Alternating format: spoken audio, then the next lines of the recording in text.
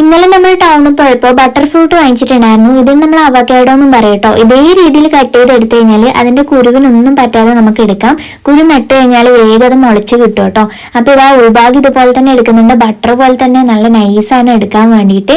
നല്ലോണം പഴുത്തിട്ടും ഉണ്ടായിരുന്നു. എനിക്കിതിന്റെ സ്മെല്ലും ടേസ്റ്റും ഒന്നും ഇങ്ങനെ ഇഷ്ടമല്ല. സ്മെല്ല് ഭയങ്കര ബുദ്ധിമുട്ടാണ് കേട്ടോ.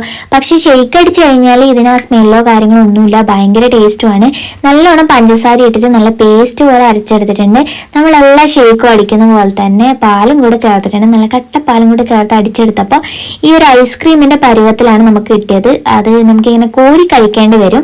അതുകൊണ്ട് ഞാൻ എൻ്റെ കയ്യിൽ പാലില്ലായിരുന്നു. അതുകൊണ്ട് ഞാൻ കുറച്ച് വെള്ളം ആഡ് ചെയ്തിട്ട് നല്ലോണം ഒന്ന് മിക്സ് ചെയ്ത് നല്ല ജ്യൂസിന്റെ പരുവത്തിലാക്കി എടുത്തിട്ടുണ്ട്. ഇനി നമുക്കിത് ടേസ്റ്റ് ചെയ്ത് നോക്കാം. ഞാൻ തന്നെയാണ് ടേസ്റ്റ് ചെയ്യുന്നത്. നല്ല ടേസ്റ്റാണ്. നമുക്ക് ആ ഒരു സ്മെല്ലോ കാര്യങ്ങളോ ഒന്നുമില്ല, അടിപൊളിയാണ്. അപ്പം നിങ്ങൾ ഇതുവരെ ഇത് കഴിച്ചിട്ടില്ലെങ്കിൽ ട്രൈ ചെയ്ത് നോക്കുക. നെക്സ്റ്റ് വീഡിയോ ആയിട്ട് കാണാം. ബൈ.